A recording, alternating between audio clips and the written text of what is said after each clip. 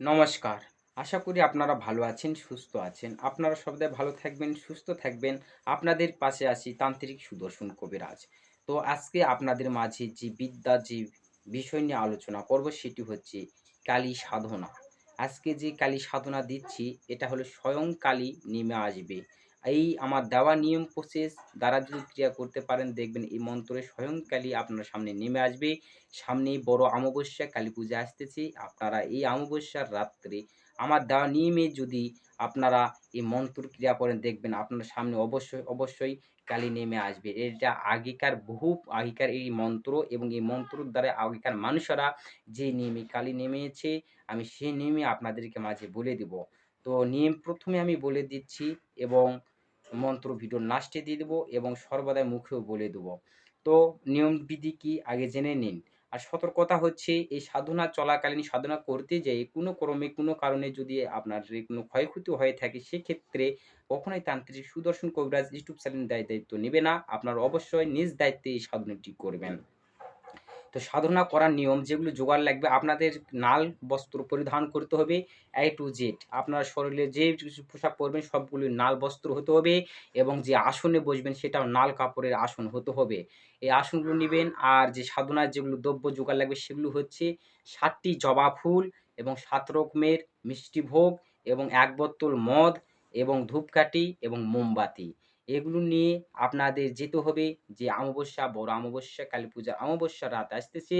সেই অমাবস্যাতে আপনাদের যেয়ে বসতে হবে শ্মশান ঘাটে। হ্যাঁ বন্ধুরা, শ্মশান ঘাটে। আপনারা শ্মশান ঘাটে যাই শ্মশানের যে দাহ করা হয়, যেখানে মৃত মানুষকে দাহ করা হয় যেটাকে চুলিকি বলে, ওই চুলির সামনে আপনারা পূর্বমুখ হয়ে দাঁড়িয়ে আপনারা ওইখানে গঙ্গা জল বা একটু গোলাপ জল ছিটা দিয়ে আপনার পরিষ্কার পরিচ্ছন্ন করে নিয়ে ওইখানে আপনারা সুন্দরভাবে শ্মশানের যে চুলি আছে ওই চুলির যে মাঝ বরাবর আছে ওইখানে আপনারা ৭ রকমের মিষ্টি যেটা নিয়ে গেছেন একটা কলার পাতা করে ওই মাঝ বরাবর চুলির মাঝ বরাবর দিয়ে দিবেন এবং ৭ টা জবা ফুল ওই ভোগের উপর দিয়ে দিবেন এবং মোমবাতিতে একটু সিঁদুর ভরে নিয়ে ওই মোমবাতিটি ওই চুলির মধ্যেই জ্বালিয়ে দিবেন এবং ধূপকাঠি আগরবাতি ওখানেই মধ্যেই জ্বালিয়ে দিবেন। ওই চুলির মাঝখানে জ্বালিয়ে দিবেন। দেওয়ার পরে চুলি থেকে ২ হাত কিংবা ৩ হাত পিছিয়ে আপনারা ওইখানে নাল আসন পারবেন।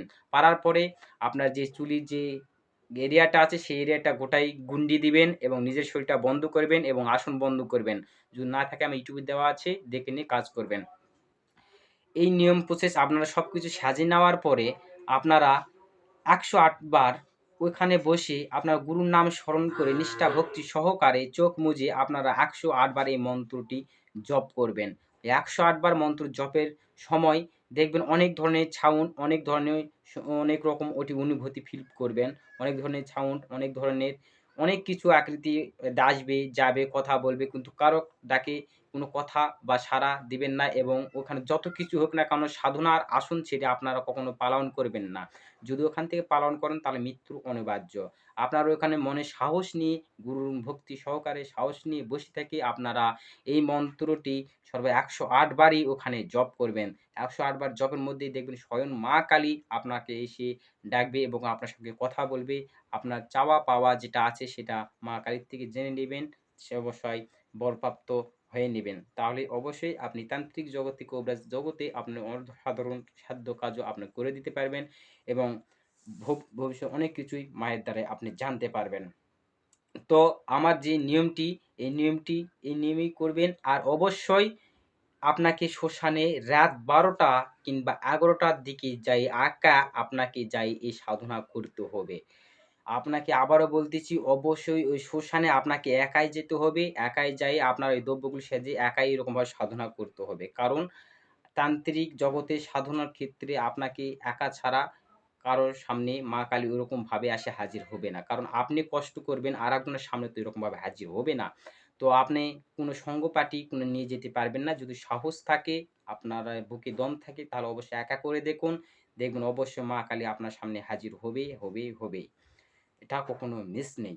তো আমি স্ক্রিনে দিয়ে দিচ্ছি এবং মুখেও বলে দিচ্ছি। মন্ত্র হচ্ছে শ্মশানে মশানে মা বসে করো কি তোমার দয়াল চাঁদ ডাকে হও উদয় আমার আসন ছেড়ে অন্যখানে যাও দোহাই লাগে কার্তিক গণেশের মাথা খাও।